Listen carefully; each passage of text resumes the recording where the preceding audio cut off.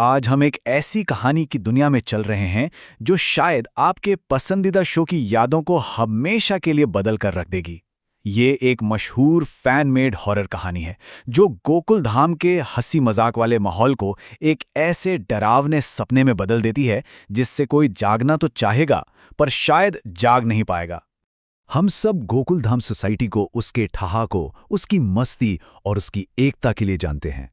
पर जरा सोचिए, क्या हो अगर वही ठहाके अचानक डरावनी चीखों में बदल जाएं?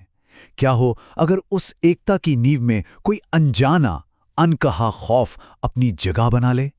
ये कहानी इसी भयानक सवाल का जवाब देने की कोशिश करती है। तो चलिए इस कहानी के अंधेरे में पहला कदम रखते हैं।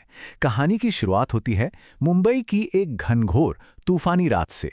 आसमान में बिजली कड़क रही है, सड़कें पानी से भरी और बिल्कुल सुनसान है। मतलब एकदम वैसी रात जो अपने साथ कुछ अच्छा नहीं लाती।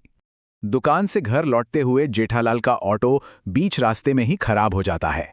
अब उन्हें मूसलाधार बारिश में पैदल ही घर की तरफ बढ़ना पड़ता है। और तभी उन्हें अपनी गर्दन के पीछे एक अजीब सी ठंडक महसूस होती है। एक ऐसा एहसास जैसे कोई उन्हें अंधेरे में घूर रहा हो। और फिर अचानक वो ठीक उनके सामने खड़ी थी। बारिश की मोटी मोटी बूंदें उसके आर पार जा रही थीं पर उसे छू भी नहीं पा रही थीं।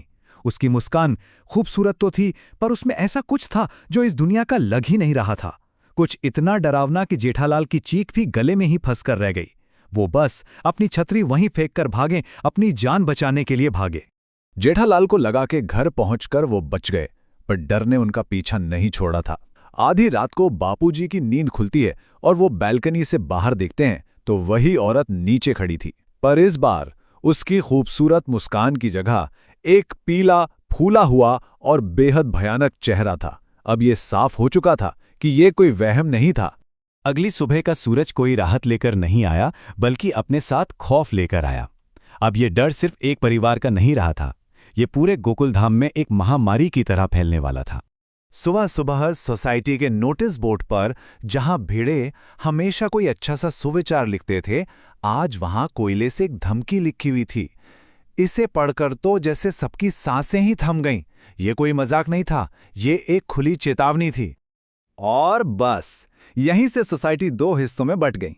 एक तरफ थी महिलाएं जिनका दिल कह रहा था कि कुछ बहुत बहुत गलत होने वाला है, और दूसरी तरफ थे पुरुष जो इसे किसी की बचकानी शरारत समझकर हंस रहे थे। उन्हें अंदाजा भी नहीं था कि ये हंसी कितनी जल्दी चीखों में बदलने वाली है। तो भाई, अपनी बात साबित करने के लिए पुरुष मंडली ने रात में पहरा देने का फैसला किया। पर जिस अनदेखी ताकत से उनका पाला पड़ा था वो उनसे कहीं ज्यादा चालाक थी। एक एक करके किसी ना किसी बहाने से सबको वहां से हटा दिया गया, और आखिर में बचा कौन?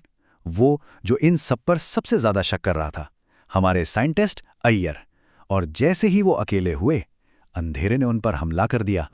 अय्यर पर हुए जानलेवा हमले के बाद किसी के मन में कोई शक नहीं बचा था। अब सब जानते थे कि खतरा असली है और बहुत बड़ा है।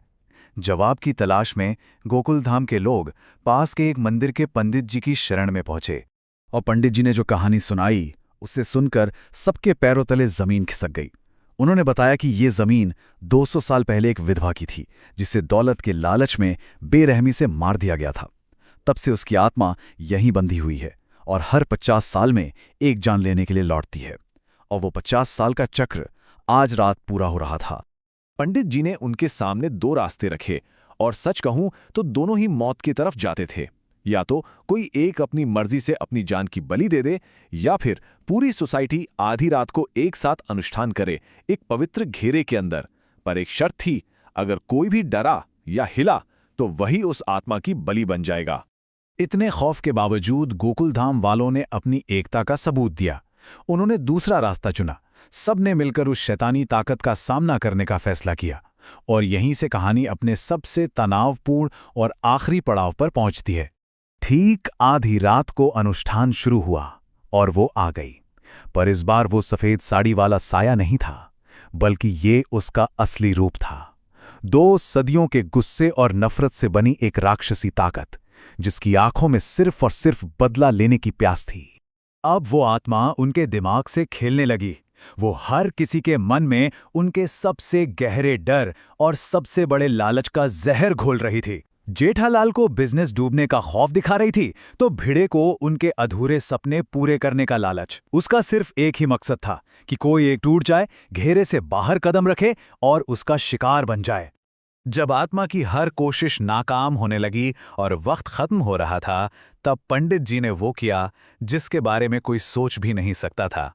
उस भयानक खौफ के बीच वो शांति से मुस्कुराए और घेरे को तोड़कर बाहर आ गए। उन्होंने खुद को बलिदान के लिए पेश कर दिया।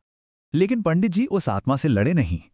वो उसके नफरत से भरे चेहरे के सामने खड़े हुए और सिर्फ एक शब्द कहा, क्षमा।